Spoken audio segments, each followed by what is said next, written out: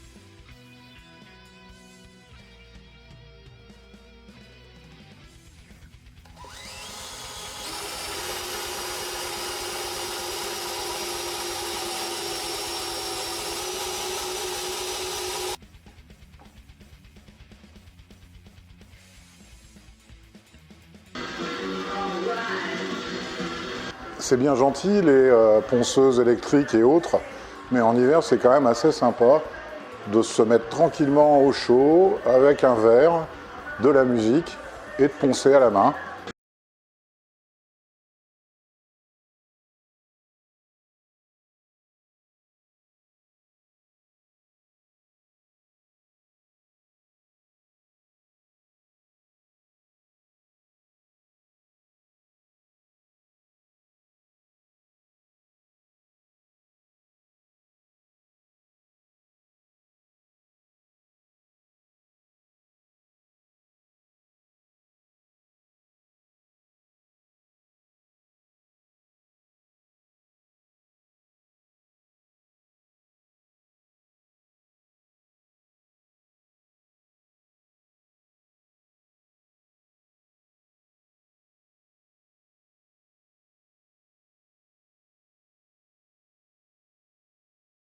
Ponçage terminé. Il nous reste à polir la table à la polisseuse. Et en finale, ben on mettra une couche d'eau diesel comme d'habitude pour vraiment mettre en valeur ce noyer qui est magnifique. Avec tout ça, sur la verte, on n'avait pas fait le polish du tout. Alors moi, là, ce que j'ai fait, c'est j'ai attaqué 800 000 1200 à l'abrasif à l'eau type carrossier. Et on va passer les 3 produits 3M de polish. Et puis, parce qu'elle a été un petit peu salie, on va remettre une couche du 3e produit, en fait, celui le plus fin, pour rajeunir un peu le polish de la bleue. Comme d'hab, hein, on attaque avec le vert, avec chiffon de nettoyage et disques qui ont été conservés et qui n'ont pas séché comme ça.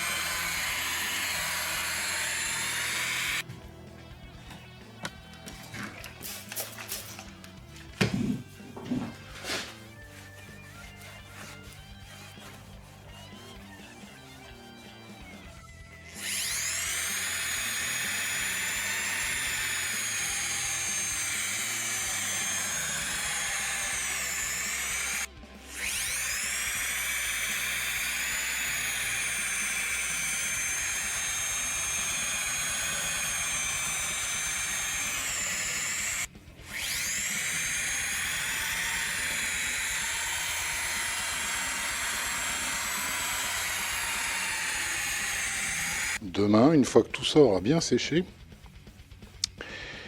ben on pourra repasser un coup de 4000 sur la partie noyée et eau diesel. Avant d'appliquer l'eau diesel, on va installer les manches. Alors c'est toujours un moment un peu particulier parce que on a mis beaucoup de travail dans une guitare et puis quand on installe le manche sur le corps, on se dit ça y est, je commence à avoir quelque chose qui ressemble à une guitare électrique. Donc on installe les manches et ensuite une couche de finition à l'eau diesel sur l'ensemble, puisque là on finit aussi les manches avec de l'eau diesel.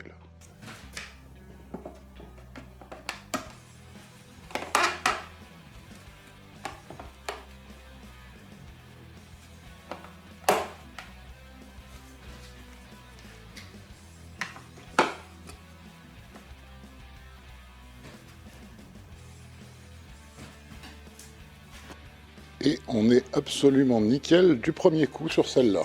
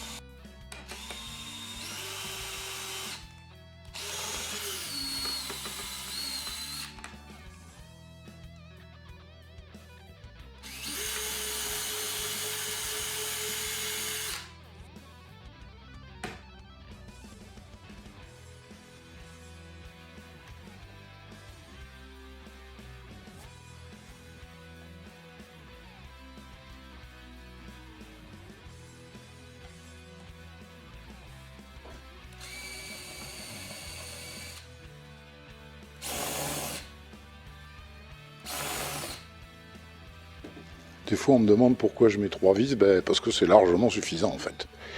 Pas non plus tomber dans la surqualité.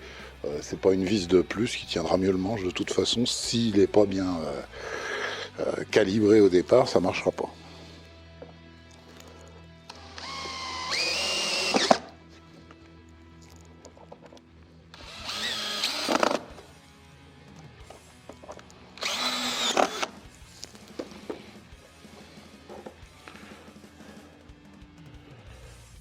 On vérifie quand même. Enfin, il est un peu tard, mais normalement,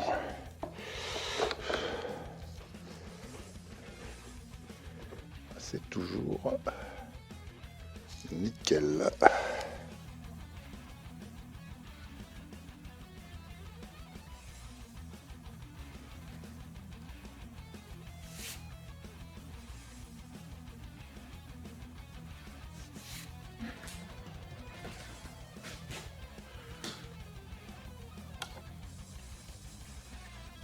On va poser l'eau diesel en 2 étapes,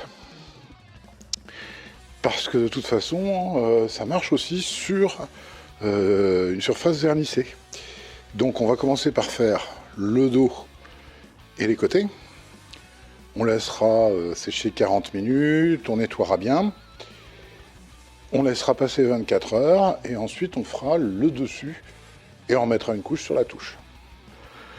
Pour passer l'eau diesel, on va utiliser un pad de 4000 que j'ai coupé en 4 et qui fait un tampon sympa pour étaler l'huile en question.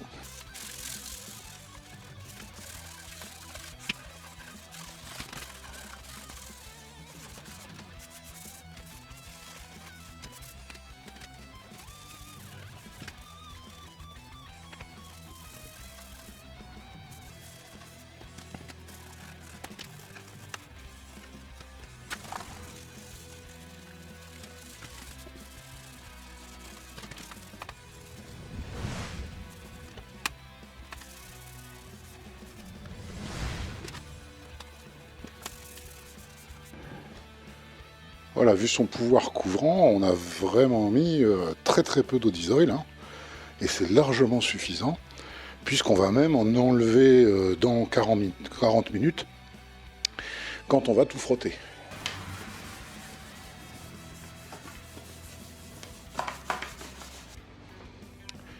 Et on frotte.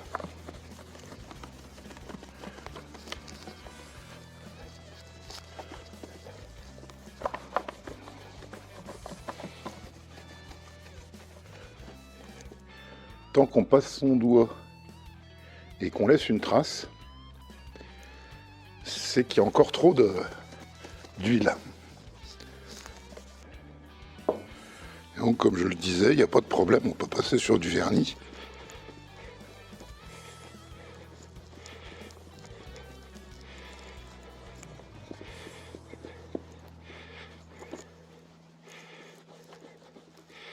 Elle ne va pas du tout abîmer le vernis. Au contraire, elle va le faire un peu plus briller.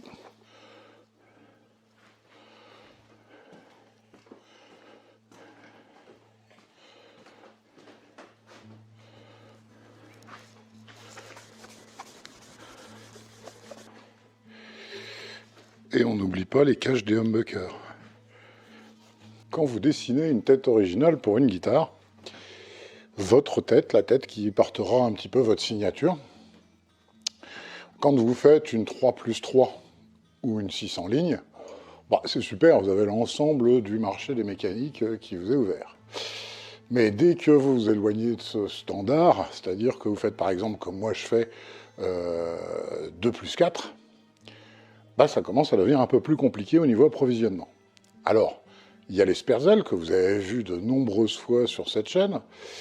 Heureusement qu'il m'en reste à peu près 3 jeux en stock parce que visiblement, les Sperzel, elles étaient assemblées par des villageois ukrainiens, vu qu'elles ont pris 30% depuis le début de la guerre en Ukraine.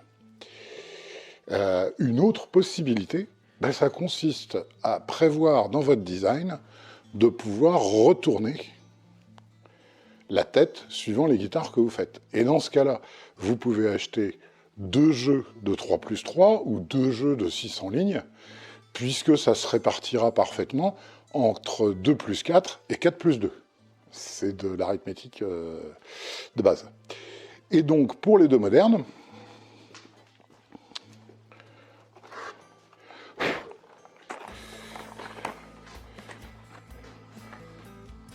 ben, j'ai approvisionné 2 jeux de Grover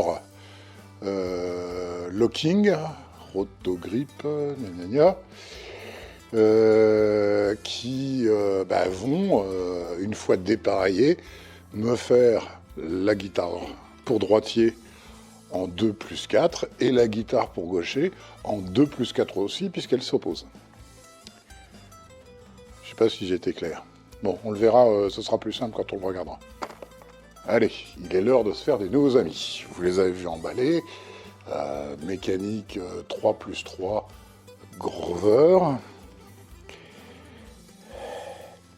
Garantie à vie.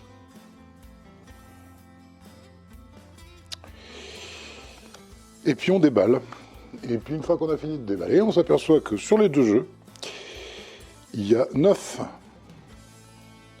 rondelles légèrement chanfreinées de 1 mm d'épaisseur. Et puis, bah, sans doute, ils en avaient plus.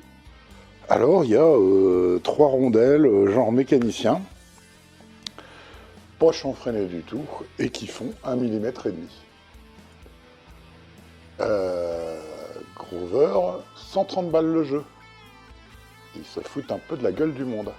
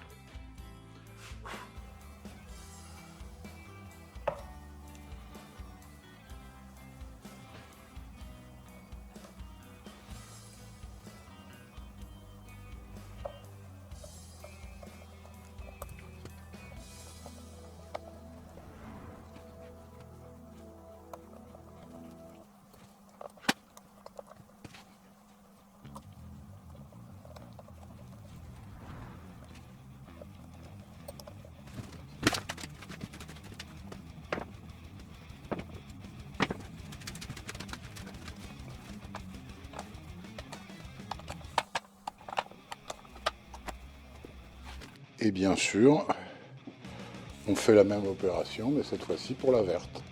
Pour les micros, j'ai fait appel, comme pour la dernière guitare, à Anthony Sekarelli, Seka Guitar, qui est à mon avis, mais c'est mon avis, hein, en ce moment en France, le fabricant de micros le plus inventif que j'ai trouvé. Je dis fabricant de micros, il y a le terme bobineur, mais ceux d'entre vous qui se souviennent du décret scélérat pensent tout de suite bobinard, donc on va appeler fabricant de micros. Et donc, il y a 2 jeux de humbucker, avec une fois n'est pas coutume des capots noirs, les petites vis, puisqu'on peut choisir, j'ai pris des vis 6 pans. Voilà la chose. C'est les Heartbreaker qui m'ont été conseillés par mon vieux complice Jean-Michel Boisserie, qu'on va monter. Donc le bridge il est à 8,5 et le neck il est à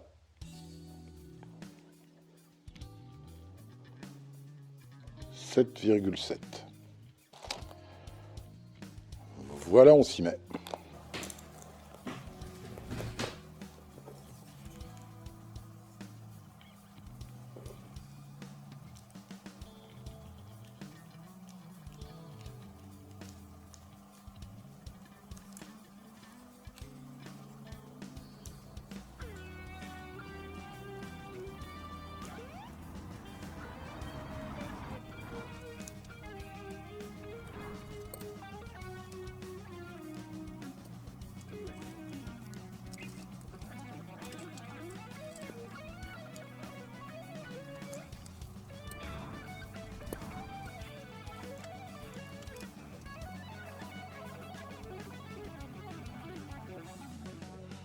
Donc ce qu'on va faire, c'est comme Seka Guitar, il respecte les standards Barnacle, c'est facile. Au niveau des couleurs, on va souder ensemble vert et blanc et protéger avec un petit peu de thermo-rétractable sur les 4 micros.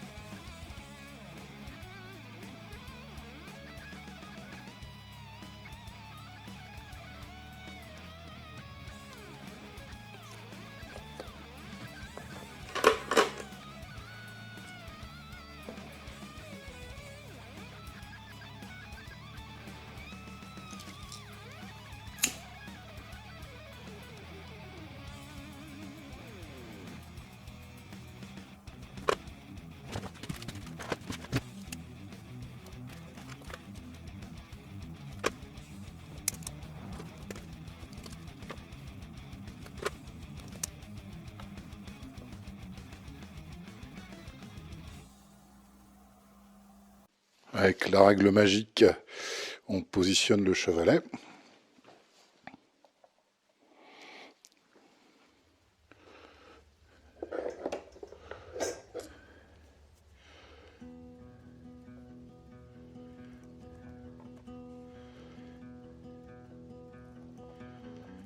Et on va tout de suite faire un trou pour passer la terre qui sera en dessous du chevalet.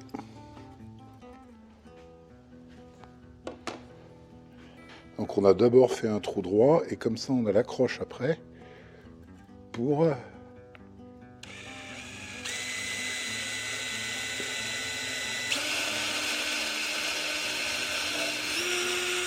aller en biais. Comme ça.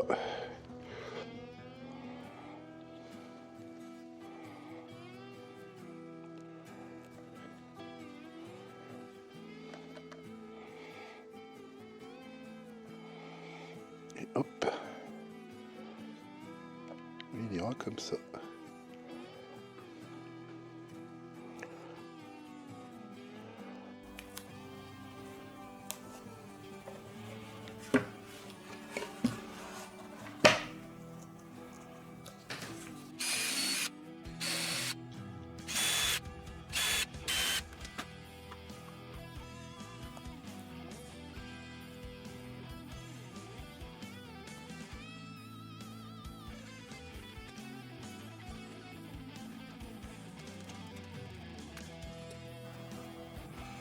On commence toujours par celui du centre, qu'on vise pas à fond.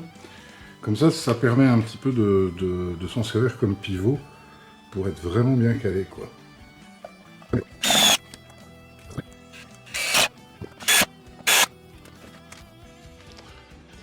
Et on peut installer nos humbuckers en les repérant, et puis ça facilite aussi les passages. Bleu, c'est le neck.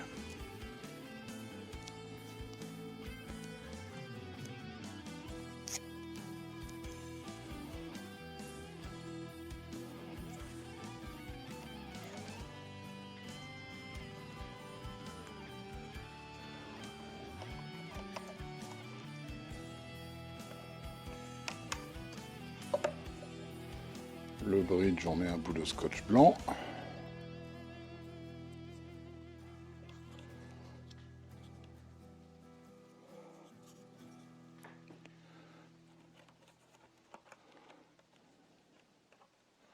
Ah, ces habillages sont nickel et les micros sont hyper sobres.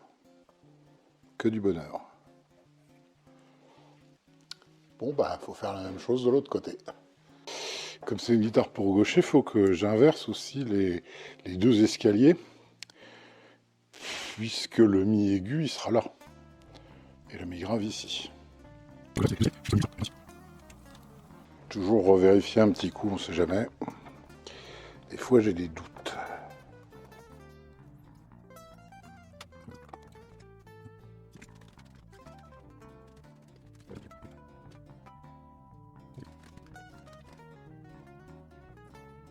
Bon bah faut pas se voiler la face, hein. Demain va falloir souder. Eh oui. Et puis là 2 fois carrément. Je sais que c'est le moment que vous attendez tous avec une immense impatience. Le moment où je vais passer 5 heures à faire 3 soudures. Et encore, elles sont pas terribles. Le moment qui vous réjouit toujours, où je me pose la question de est-ce que le switch vers le bas c'est pour le micro-manche ou pour le micro-chevalet, avec en plus là une variante amusante, et pour les gauchers c'est pareil ou c'est pas pareil. Eh bien grosse déception, vous ne verrez rien du tout. C'est vraiment la partie de la vidéo qui est pas intéressante, et d'ailleurs c'est aussi de la partie de la fabrication de la guitare qui m'intéresse pas non plus. Donc, on passe directement à la suite.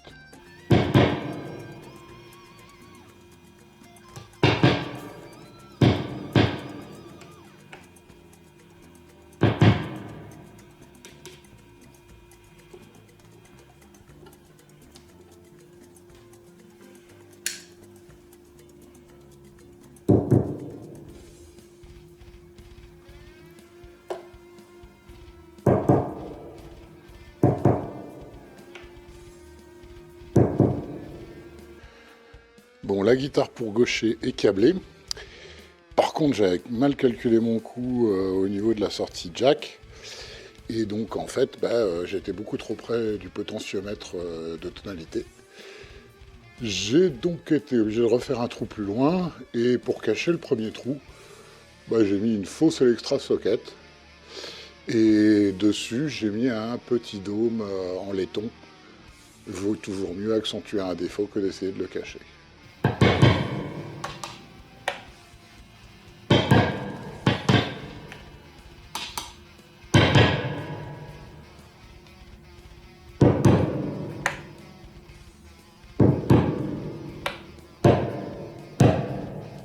Deux points de colle pour le sillet.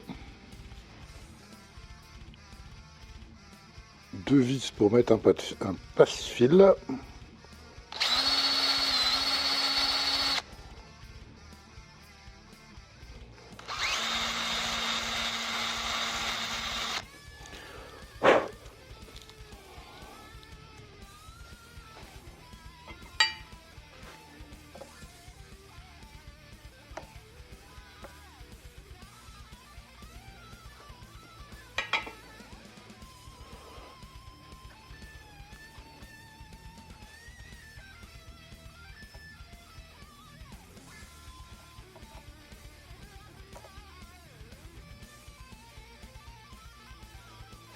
Ces passe-fils, en fait, ils sont montés comme ça, puisque de toute façon, ils vont être tirés vers le haut par la tension des cordes qui passeront en dessous.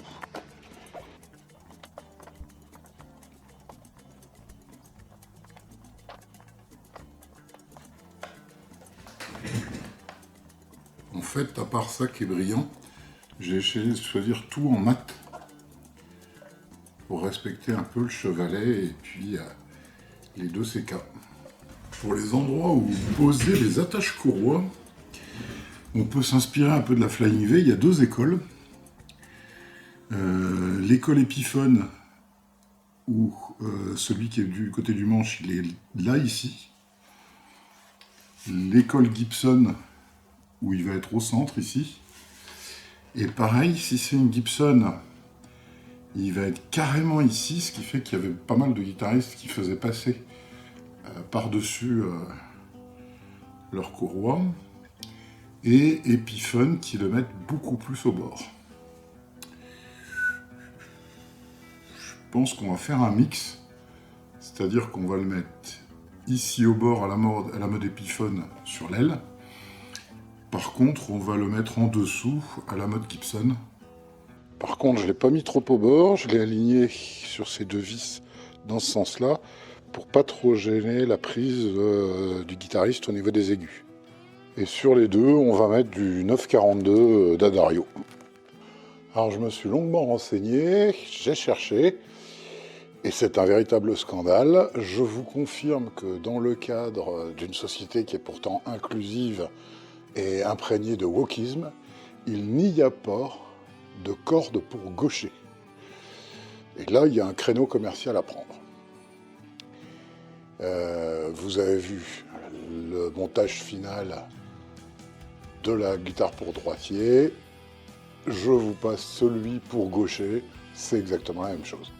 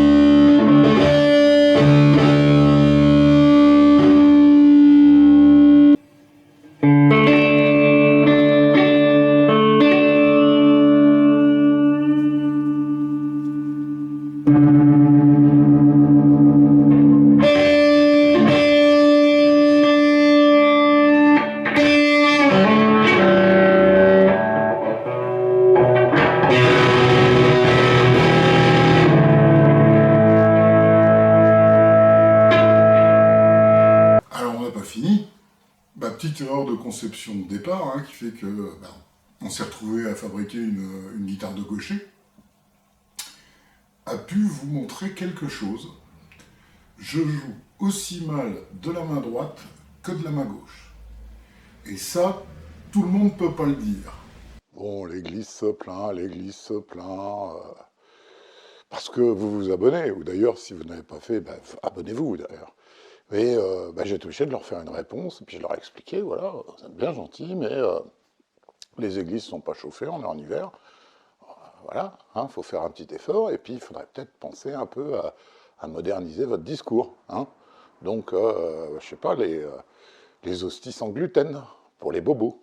Un sermon sur l'impact carbone de l'enfer, par exemple, des choses comme ça.